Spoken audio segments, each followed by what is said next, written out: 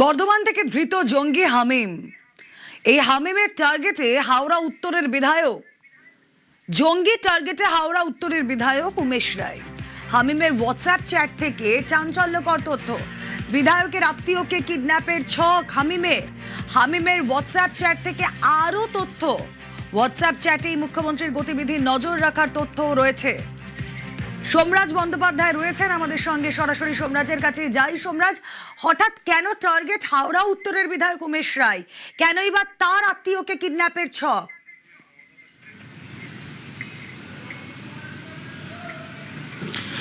দেখো, তার আত্মীয় নয়, তার পরিবারেরই এক সদস্যকে অপহরণ করার ছক করছিল এই হামিম মণ্ডল। তেমনটাই বেঙ্গল এসটিএফ এর তদন্তকারীরা এখনো পর্যন্ত তদন্তে জানতে পেরেছেন।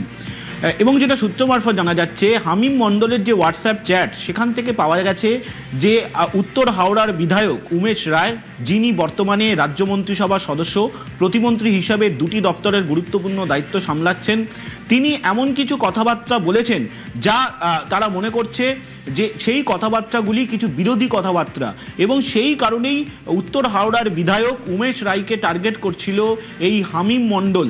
এবং সেই কারণেই তার পরিবারের এক সদস্যকে অপহরণ করার চক্রান্ত করছিল বলেই এখনো পর্যন্ত বেঙ্গল এসটিএফ এর তদন্তকারীরা তারা হোয়াটসঅ্যাপ চ্যাট দেখে সেই তথ্য খুঁজে পেয়েছে।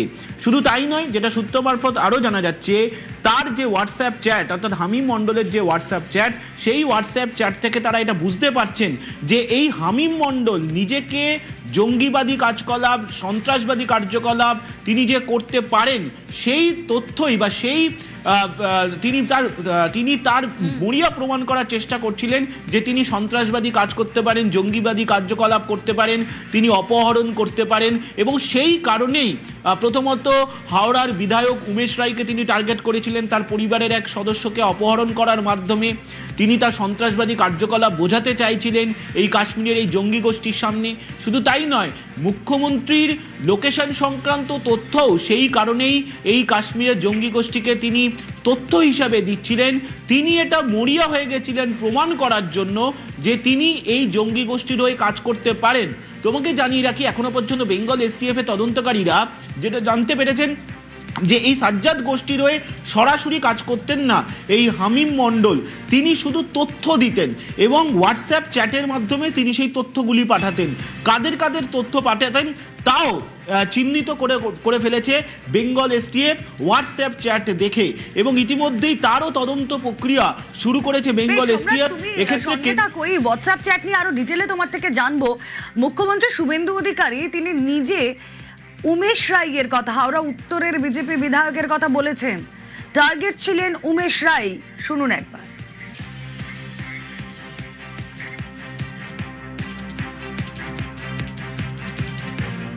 It's a very sensitive issue.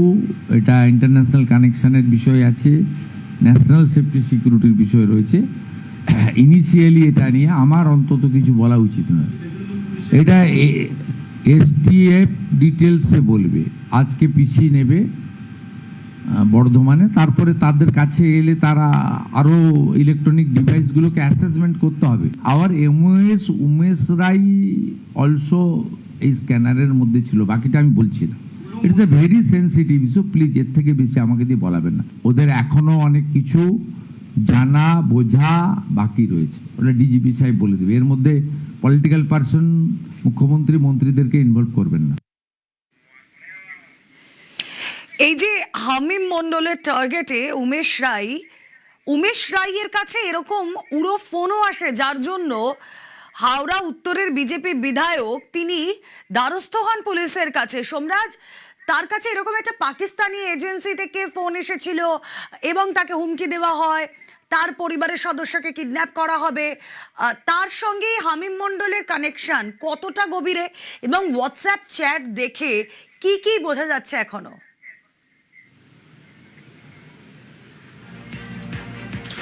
দেখো, যেটা সূত্র মারফত জানা যাচ্ছে, এই যে ফোন এসছে এবং সেই ফোনের সূত্র ধরেই বেঙ্গল এসটিএফ এর তরফে ট্র্যাপ তৈরি করা হয় এই হামিম মণ্ডলের জন্য। তার কারণ বেঙ্গল এসটিএফ এর কাছে খবর এসে পৌঁছেছিল যে উমেশ রায়ের পরিবারকে টার্গেট করা হচ্ছে এবং তারপরেই বেঙ্গল এসটিএফ এর তদন্তকারীরা তদন্ত করতে শুরু করে এবং তদন্ত করতে গিয়ে এই হামিম মণ্ডলের, যিনি এর আগে হাওড়ার বাসিন্দা ছিলেন, হাওড়ার পিলখালা রোডের তিনি বাসিন্দা, তিনি দীর্ঘদিন হাওড়াতে থেকেছেন, ফলত সেই সুবাদে তিনি উমেশ রায়কে টার্গেট করছিলেন এবং সেই কারণেই বেঙ্গল এসটিএফ তাই সেই তথ্য জানতে পারার পর ট্র্যাপ তৈরি করে এই হামিম মণ্ডলের জন্য। কয়েকদিন ধরে হামিম মণ্ডল এবং তার পরিবারের গতিবিধির ওপর নজর রাখছিল বেঙ্গল এসটিএফ এর তদন্তকারীরা। তারপরেই হামিম মণ্ডলকে গতকাল রাত্রিবেলায় বর্ধমানেরই হাউজিং থেকে তাকে গ্রেপ্তার করে। কিন্তু এই গ্রেপ্তার করার পর বেঙ্গল এসটিএফ এর হাতে যখন তার মোবাইলটি আসে এবং সেই মোবাইলে হোয়াটসঅ্যাপ চ্যাট যখন তারা দেখতে শুরু করেন, তখন তারা দেখেন যে শুধুমাত্র উমেশ রায়ের পরিবারকে টার্গেট নয়, মুখ্যমন্ত্রীর লোকেশন সংক্রান্ত তথ্যও তিনি পাঠাচ্ছেন এবং পাঠাচ্ছেন সেই জঙ্গি গোষ্ঠীর কাছে। এবং তারপরেই তদন্তকারীরা গতকাল রাত ভোর তাকে জেরা করে এবং জেরা করে জানতে চায় যে কি উদ্দেশ্যে তিনি এই তথ্যগুলি পাঠাচ্ছিলেন এই জঙ্গি গোষ্ঠীর কাছে, যে জঙ্গি গোষ্ঠীর নামও তিনিই জেরায় জানিয়েছেন এবং ফলত তারা জানতে চাইছিলেন এবং তারপরেই বারবার বিভ্রান্ত করার চেষ্টা করে। সঙ্গে থাকো, উমেশ রায় কি বলছেন একবার শুনিয়ে নি। এই পশ্চিম বাংলা জেহাদিদের সব থেকে সেফ প্লেস ছিল। এখান থেকেই যত আলগাওয়াদী তাকত, যত সন্ত্রাসী তাকত সব পশ্চিম বাংলাকে নিজের সেফ প্লেস বানিয়েছিল। তারা ভুলে গেছে যে এই পশ্চিম বাংলা এখন রাষ্ট্রবাদীর রাজনৈতিক দলের হাতে আছে। তার নেতা হচ্ছে মাননীয় শুভেন্দু অধিকারী। এই ধরনের যত গতিবিধিতে যারা লিপ্ত আছে, যারা সহযোগিতা করেছে, এক একজনকে চিহ্নিত করে তাদেরকে ধরা হবে, তাদের বিরুদ্ধে কঠোর পদক্ষেপ নেওয়া হবে। এরা দাবা করছে যে তারা নাকি সিএম কে মেরে দেবে, তার সহযোগীকে মেরেছিল, আমাকে থ্রেট করেছে। আমরা এটা সার্বজনিকভাবে বলিনি, কিন্তু আমরা এর বিরুদ্ধে আমাদের পুলিশ প্রশাসন লেগেছিল। আজকে এসটিএফ কালকে রাত্রেই একটা সফলতা পেয়েছে। এর সঙ্গে যত লোক যুক্ত আছে, যত লোক এদেরকে সাপোর্ট করতো, সব লোক চিহ্নিত হবে, তাদের বিরুদ্ধে কারবাই হবে। সোমরাজ রয়েছেন সঙ্গে। সোমরাজ, কেন টার্গেট উমেশ রায়?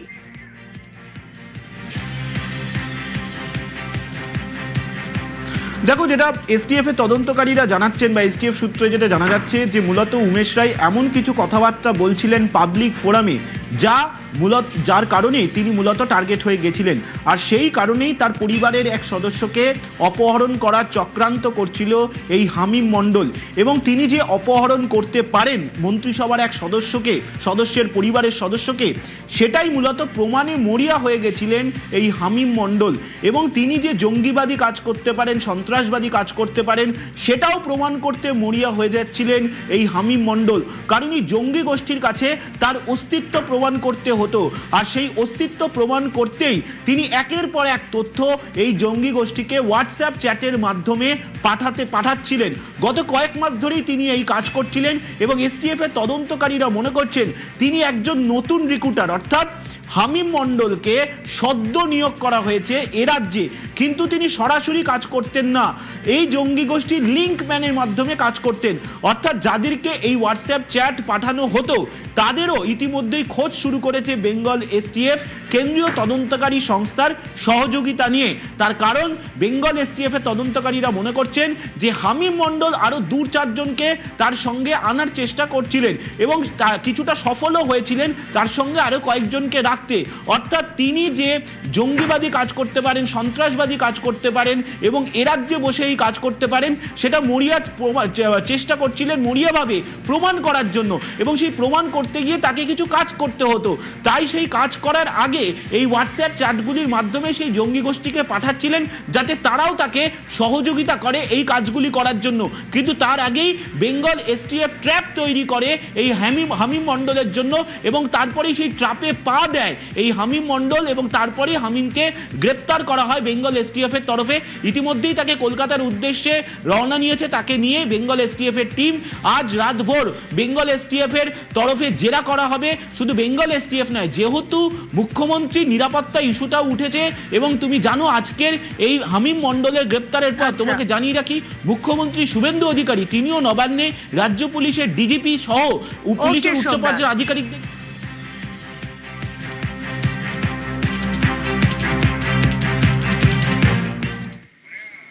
এই হামিম মণ্ডলকে কোথা থেকে পাওয়া গেল? Renaissance township. এই রেনেসা টাউনশিপ যথেষ্ট অভিজাত একটা টাউনশিপ, উপনগরী। সেখানে ফ্ল্যাটের দালালের মুখোমুখি নিউজ 18 বাংলা। দিল্লিতে থাকেন ফ্ল্যাটের মালিক, ফ্ল্যাটের ভাড়া খুঁজে দিতেন সৈয়দ আলী। মুদির দোকানের মালিক সৈয়দ আলী। আলীর মাধ্যমে হামিম ফ্ল্যাটটি ভাড়া নেয় এই উপনগরীতে।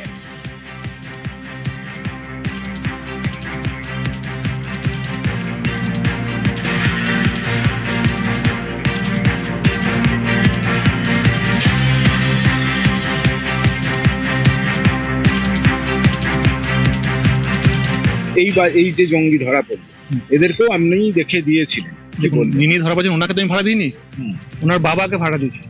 যিনাকে আজকে পুলিশ অ্যারেস্ট করে নিয়ে গেছে ওনার সঙ্গে এগ্রিমেন্ট হয়নি, ওনার বাবার সঙ্গে হয়েছে এগ্রিমেন্টটা। আর এক কাকা এখানে থাকেন, সেই কাকার সঙ্গে আমাদের ফ্রেন্ডশিপে বাটে তার ওঠা বসা, সেই সোর্সে তো কাকা বলেছিল যে আমার ভাই থাকবে, আমি ভাড়া দিলাম। তো কি করতো বলতো বাবা, কি বলে? ওনার ভাইয়ের কাছ থেকে যেটা শুনেছিলাম যে উনি একটা প্রাইভেট এতে কাজ করেন, কোম্পানি। আচ্ছা, কত টাকা ভাড়া? অ্যাপ্রক্স দেখে বলতে পারবো 11-12 হাজারের মধ্যেই, এর বেশি না। এই যে একটা মেহেটা, হ্যাঁ, যার বাড়ি, তার তিনি কোথায় থাকেন? দিল্লিতে থাকেন। দিল্লিতে? হ্যাঁ, ওনার ভাই থাকেন বর্ধমানে। আচ্ছা, ওনার সঙ্গে আমার পরিচয়।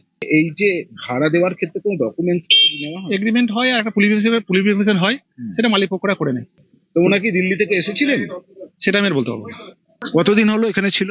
এপ্রিল, মে, জুন, জুলাই, মে মাসে এসছেন। আমার একটা গ্রসারি শপ আছে। আচ্ছা, সেই সূত্রেই আপনাকেই অনেকে বলে দেখে দিতেন? সবাই নয়, যেগুলো আসে আমাদের কাছে সেগুলো করে দিই। এতে কি আপনাদের কমিশন কিছু থাকে? কমিশন পার্মানেন্টলি থাকে না, 1000-2000 যেটা হয় সেটাই। আপনি ভাড়া দেখে দিচ্ছেন, একটা দায় তো আপনার উপর আসছে। অবশ্যই দায় থেকে যায় আমাদের একটা। এবারে আমরা জাস্ট মালিক পক্ষের সঙ্গে মিলিয়ে দিই। না, আমার সঙ্গে বলতে সেটা থাকতো না তো এখানে, কোথাও থাকতো? তো কলকাতায় থাকতো। কেন এই রেনেসা টাউনশিপ, যেই রেনেসা টাউনশিপ থেকে এই জঙ্গি ধরা পড়েছে, কেন এমন টাউনশিপে ডেরা তৈরি করলো জঙ্গি? স্থানীয়দের একাংশের দাবি এর পেছনে রয়েছে রেনেসা হাউজিং এর নিরাপত্তার ফাঁক। কারণ গুলি থেকে চুরি, গত কয়েক বছরে বারবার এই রেনেসা টাউনশিপ খবরের শিরোনামে উঠে এসেছে। প্রশ্ন উঠেছে নিরাপত্তা নিয়ে। আবার একাংশের মতে বিলাসবহুল হওয়ায় এই টাউনশিপে নজরদারির অভাব ছিল। ফলে যা হওয়ার তাই আড়ালে থাকা যাবে বুঝেই এই হাউজিংয়ে ডেরা বেঁধেছিল জঙ্গি হামিম।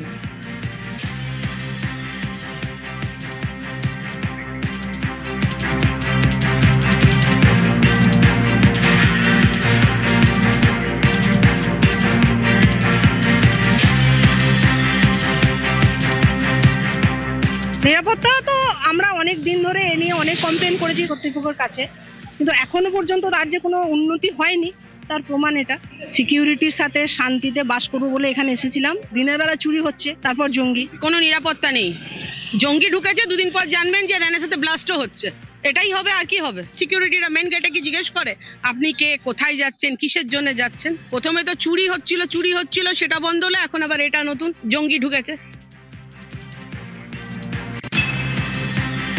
বর্ধমানের মন্তেশ্বর, হামিমের গ্রামের বাড়ি মন্তেশ্বরে।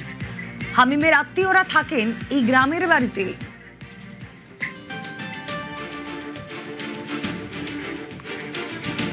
খুব স্বাভাবিকভাবেই আত্মীয়রা তারা মানতেই পারছেন না হামিম যে জঙ্গি সংগঠনের সঙ্গে যুক্ত।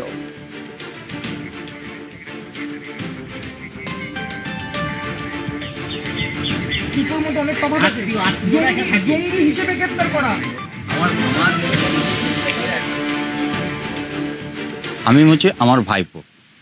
ভাইপো হলে তো চিনবই। ওর জন্মসূত্র হচ্ছে কলকাতায়, মানে আমার দাদা কর্মের সূত্রে ওখানে থাকে। তাদের নাম হচ্ছে মনিরুদ্দিন মণ্ডল। ওখানে একটা লিমিটেড কোম্পানিতে চাকরি করে 1998 সাল থেকে। তো আর বাচ্চা নেই, ওই 24 বছর বয়স। ওর নিজের কর্মে ওখানে থাকে, তবে যেটা ওর নিজের বাইক ঠিকমতো নিজেও চালাতে পারে না, এত ভীতু ছেলে। এবার এটা শুনছি, এটা শুনেই অবাক হচ্ছে।